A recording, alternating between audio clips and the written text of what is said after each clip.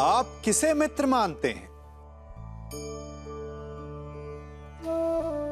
उसे जो आपसे मीठा बोले, और शत्रु किसे मानते हैं? उसे जो आपसे कड़वा बोले?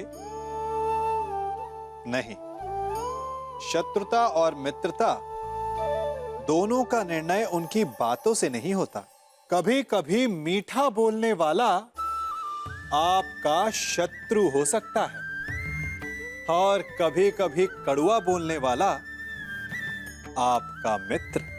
ठीक उसी भांति जैसे मीठा सोम रस हानिकारक होता है और कड़वी औषधि लाभदायक, इसीलिए किसी को भी उसके शब्दों से नहीं, उसके कर्मों से पहचानिए, क्योंकि मनुष्य के कर्म ही उसकी पहचान होती कि वो शत्रु है या मित्र।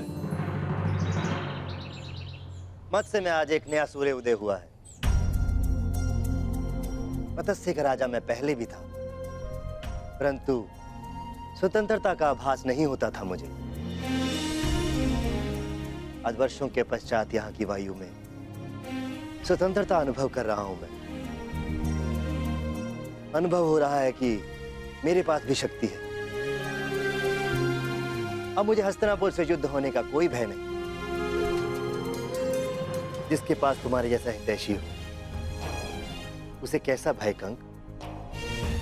तुम्हारे प्रोत्साहन से आज फिर से मैं स्वयं को एक शक्तिशाली राजा अनुभव कर रहा हूं।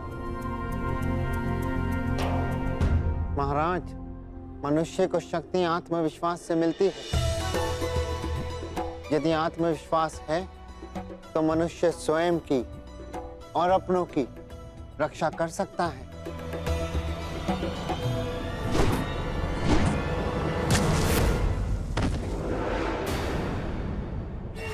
सावधान, आक्रमण हुआ है। तुम्हारा भाई उचित था कंक। प्रतीत होता है कि हस्तिनापुर ने आक्रमण कर दिया। हस्तिनापुर ने बिना चेतावनी के आक्रमण कैसे कर दिया? महाराज, तिगत नरेश सुशर्मा ने आक्रमण किया है। सुशर्मा, इतना साहस? तुम्हें पराजित होना होगा। चलो, सेना और प्रजा को सावधान कर दो। सब युद्ध के लिए तत्पर हैं।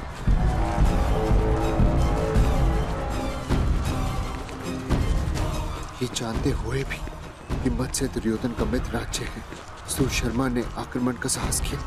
ये तब तक संभव नहीं जब तक उसे किसी बड़ी शक्ति का समर्थन प्राप्त न हो। इसका अर्थ ये सब दुर्योधन ने करवाया।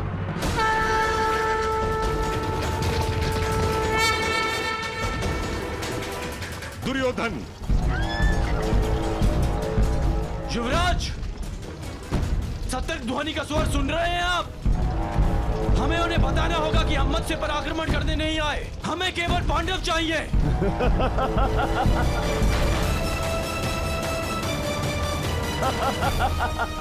मित्र, उनका सतर्क होना स्वाभाविक है, क्योंकि विराट पर आक्रमण हो चुका है।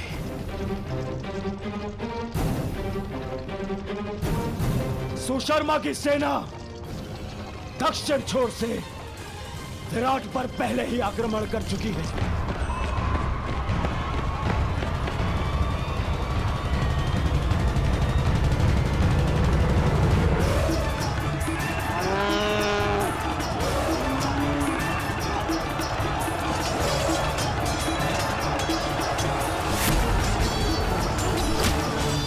इस योजना के विषय में हमें बताना तुमने उचित नहीं समझा दुर्योधन।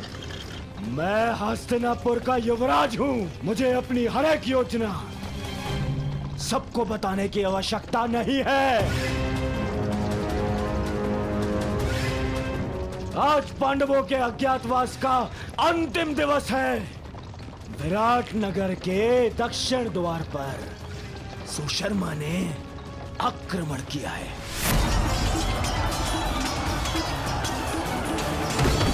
उनका सारा ध्यान विराट के दक्षिण द्वार पर होगा और हम उत्तर दिशा से आक्रमण करके पांडवों को वहीं घेर लेंगे। ये नीति के विरुद्ध है। जो राज्य पहले से ही युद्ध में व्यस्त हो उस पे इस प्रकार आक्रमण करना छल है। ये छल नहीं है, क्योंकि सुशर्मा हस्तिनापुर का ही सहयोगी है। मुझे किसी भी मूल्य पर उन पांडवों को सूर्यास्त से पूर्व पकड़ना है।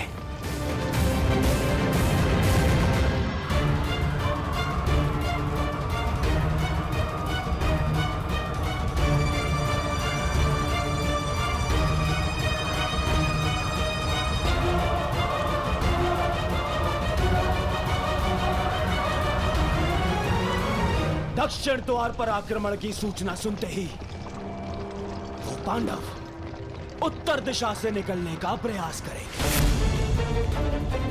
उत्तर द्वार उस दिशा में चले। परंतु उन्हें इस बात का भान तक नहीं होगा कि उनका अज्ञातवास भंग करने के लिए हम वहां पहले से ही उपस्थित होंगे, पहले से ही।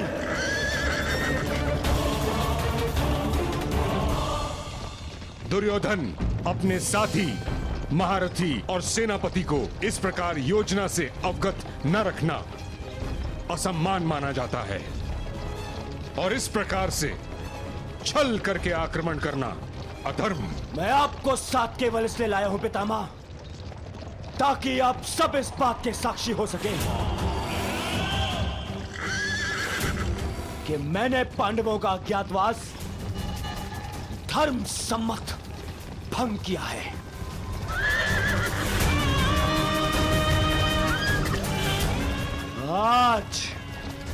आज वो पांडव यहां से यहीं से वन में जाएंगे अगले 12 वर्ष के वनवास के लिए। चलो साथी, गति बढ़ाओ, आगे बढ़ो। मामाश्री, आपको अपनी योजना पर विश्वास है ना? मुझे पूर्ण विश्वास है दुर्योधन। पांडव विराट नगर से बाहर निकलने के लिए उत्तरी द्वार का ही प्रयोग करेंगे। देख लेना तुम।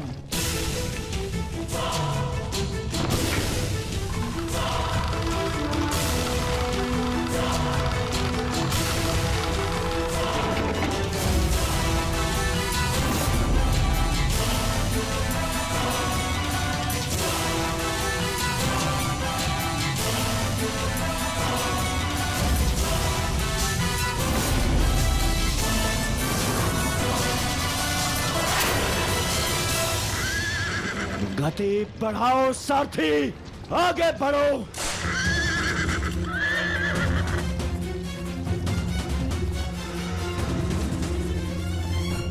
बस सूर्यास्त की देर है, उसके पश्चात हमारा अज्ञातवास संपन्न। ज्येष्ठ शीघ्र ही यहाँ पहुंचते होंगे, उसके पश्चात हम यहाँ से निकल जाएंगे।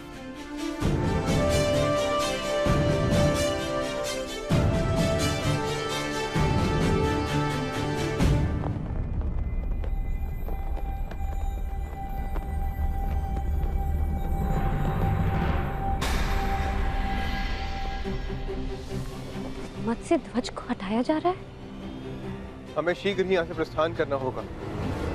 नहीं,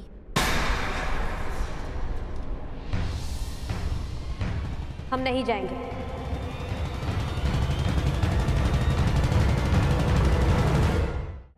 परंतु क्यों? क्योंकि जब हमें 1 वर्ष का अज्ञातवास बिताने के लिए स्थान की आवश्यकता थी, हमने यहाँ पर शरण ली, यहाँ का अन्न खाया है हमने। और आज जब विराट नगर को हमारी सहायता की आवश्यकता है, तो क्या यहाँ से जाना उचित होगा? ये क्या कह रही हो पांचाली? वही जो सत्य है और वही जो मैं तुम सबसे कहना चाहता हूं। यदि विराट नगर में हमें छिपने का स्थान नहीं मिलता, तो अब तक हम सब पकड़े जाते और फिर से वनवास काट रहे होते। ये समय विराट राज का ऋण चुकाने का। परंतु ज्येष्ठ, उन्होंने हमें पहचानकर सहायता नहीं की थी, उन्होंने हमें काम पर रखा। तो इस नाते वो हमारे स्वामी हुए और बिना उन्हें सूचित किए हमारा यहां से जाना भी अधर्म है। धर्म? इसी धर्म के कारण हमें द्यूत में हार मिली। इसी धर्म के कारण आपने फिर से द्यूत खेला। परंतु अब नहीं ज्येष्ठ, केवल एक बार हमारी बात मान लीजिए। पांचाली के खुले काले केशों को देखिए, उस प्रतिज्ञा का स्मरण कीजिए जो हम सबने मिलकर ली थी। अज्ञातवास पूर्ण होने के पश्चात हम विराट नगर को फिर से मुक्त करा लेंगे ज्येष्ठ। परंतु उस कलंक से स्वयं को कैसे मुक्त करेंगे आर्य, कि अपने सहायक को संकट की घड़ी में अकेला छोड़ाए हम? यदि जाना है तो जाकर एक बार विराट राज से कह देते। उनको बताना पड़ेगा कि हम पांडव, वीर पांडुपुत्र कायरों की भांति जा रहे हैं।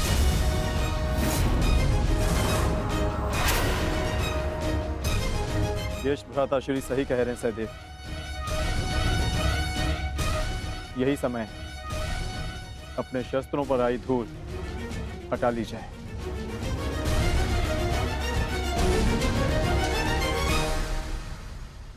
छोड़ो, छोड़ो मुझे, छोड़ो, छोड़ो, छोड़ो मुझे। मैं यहाँ से नहीं जाऊंगी। अपने पिता, अपने नगर को छोड़ के मैं नहीं जाऊंगी। परंतु महाराज को बंधक बना लिया गया है और मेरा कर्तव्य है आपको सुरक्षित स्थान पर पहुंचाना राजकुमारी जी। और मेरा कर्तव्य अपनी जन्मभूमि, अपने नगर की रक्षा करना है। हाँ, मैं भी अपने स्वामी को छोड़कर कहीं नहीं जाऊंगी, चाहे सुशर्मा की सेना हमें बंदी क्यों ना बना ले। परंतु हम महारानी हैं, हमारे आदेश की अवहेलना नहीं होगी। देखा सहदेव, एक बालिका युद्ध के लिए प्रस्तुत है, एक महारानी अपने बलिदान के लिए तत्पर है, और हम यदि योद्धा होकर भी उनका साथ न दे पाए तो भले ही हम इंद्रप्रस्थ पालें, परंतु कभी भी अपनी आंखों में देख पाने का साहस नहीं कर पाएंगे।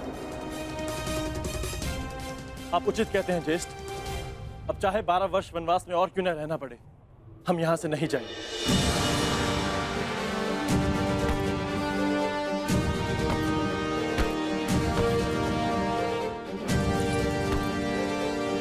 भयभीत होने की कोई आवश्यकता नहीं है माताश्री, मैं आपकी रक्षा करूंगा। मेरे होते हुए राज्य पर कोई कुरुदृष्टि नहीं रख सकता। कहां प्रयाण की तैयारी कर रहे हैं युवराज? युद्ध के लिए। ज्ञात है ना, मेरे पिताश्री को शत्रुओं ने बंदी बना लिया है। मैं एक योद्धा हूं, मैं युद्ध करूंगा उनसे, विराट नगर का मान बचाऊंगा। क्षमा चाहती हूँ युवराज, आप अभी बालक हैं, युद्ध कैसे लड़ेंगे? क्यों? संकट के समय में राज्य की रक्षा करना तो युवराज का धर्म है। मेरे पिता मत्स्य राज अभी संकट में, और पुत्र और युवराज होने के नाते ये मेरा कर्तव्य है। निसंदेह युवराज, ये आपका धर्म है, परंतु आपका सुरक्षित रहना भी अत्यंत आवश्यक है। और सेना की एक टुकड़ी महाराज की रक्षा के लिए भेजी जा चुकी है। सेना नहीं, योद्धा की आवश्यकता है। मैं युद्ध करूंगा उनसे। माताश्री, आप ही मुझे बताइए, क्या मेरा जाना अनुचित है? हमारे राज्य पर आक्रमण हुआ और हम ऐसे ही बैठे रह सकते हैं? तुम उचित कह रहे हो पुत्र, परंतु महारानी की जय हो। नगर के उत्तरी छोर से भी शत्रुओं ने आक्रमण कर दिया है।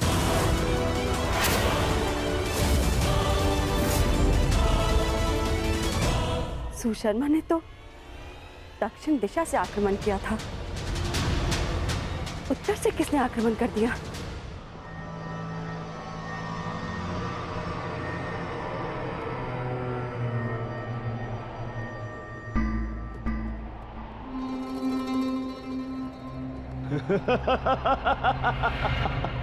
अब कहां छुपेंगे पांडव पुत्र? आज होगा पांडवों का अज्ञातवास भंग।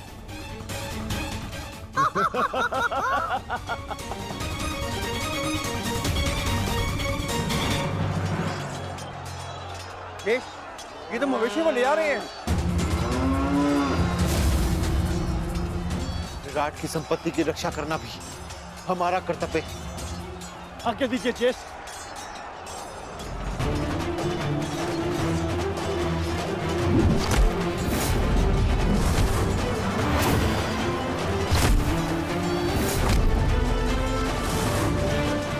मुझे विश्वास है नकुल और सहदेव इस ओर संभाल लेंगे।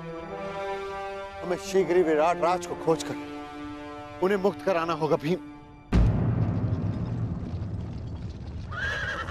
वो रे विराट राज, शीघ्रता करो। बड़ा विराट राजा बनता था, कीचक ही तुम्हारी शक्ति थी। उसके बिना तू एक बूढ़ा हारा पुरुष है विराट राज।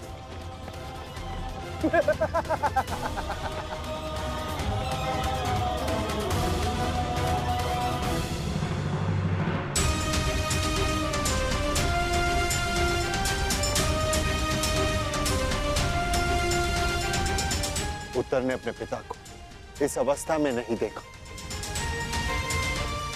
यह श्रेयस्कर हुआ, परंतु सुशर्मा के पुत्र उसे जिस अवस्था में देखेंगे भूल नहीं पाएंगे, क्योंकि मैं सुशर्मा के प्राण ले लूंगा। सावधान भीम, संभल कर प्रहार करना। तुम्हारी शक्ति से तुम्हारी पहचान हो सकती है, संभल कर।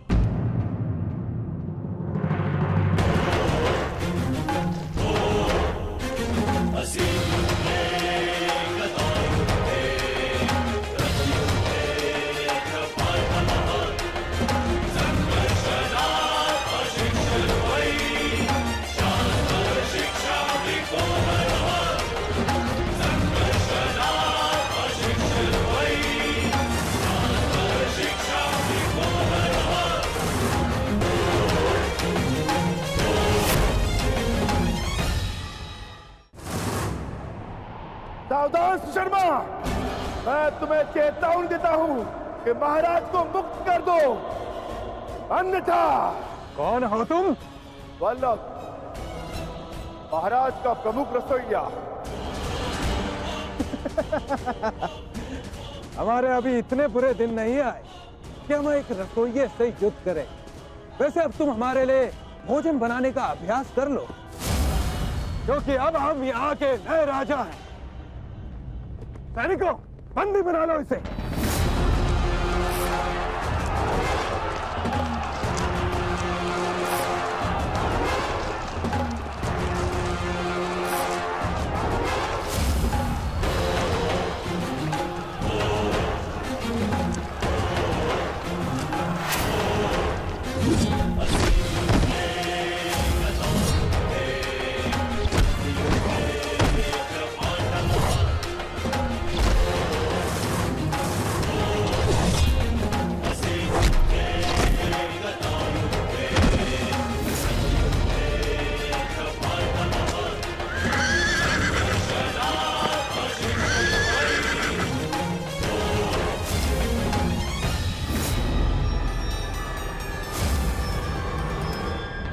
हे ईश्वर, दुर्योधन, महाबली भीष्म और अंगराज कर्ण जैसे महारथियों का सामना कैसे करेगी हमारी सेना?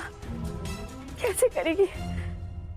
युद्ध का वास्तविक आनंद तो महारथियों के साथ लड़ने में ही आता है माताश्री। अब आएगा युद्ध का आनंद। अब सिद्ध होगा कि आपका पुत्र कितना बलशाली, कितना वीर है। अब आप देखना कैसे मैं महान धनुधारी अर्जुन के भांति अपने बाणों से कौरवों का नाश करता हूं। अत्यंत उत्साही मत बनो पुत्र। क्षमा चाहती हूँ महारानी, परंतु युवराज का कहना उचित है। ये कैसी बात कर रही हो सारंधरी? युवराज अभी बालक है, वो भीष्म और कर्ण जैसे महायोद्धाओं का सामना कैसे कर पाएंगे? कर सकता हूं, परंतु एक समस्या है। एक उत्तम सारथी की आवश्यकता है, अन्यथा उन कौरवों को मैं धूल चटा दूं।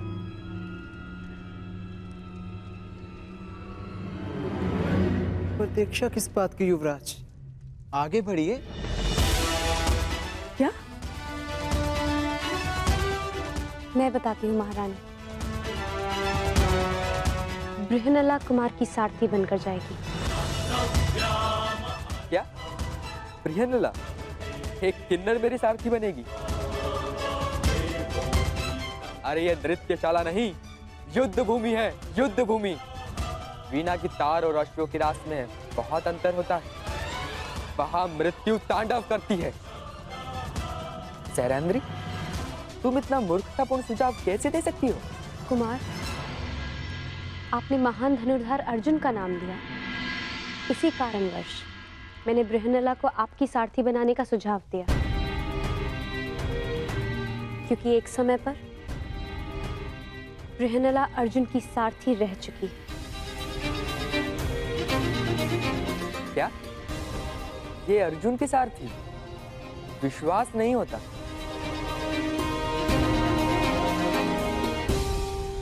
ठीक है, अब कोई और मार्ग भी नहीं। मैं तुम्हें अपने साथ आने की आज्ञा देता हूं। यदि तुम महान अर्जुन की सारथी थी, तो मैं भी तुम्हें अपनी सारथी बना सकता हूं।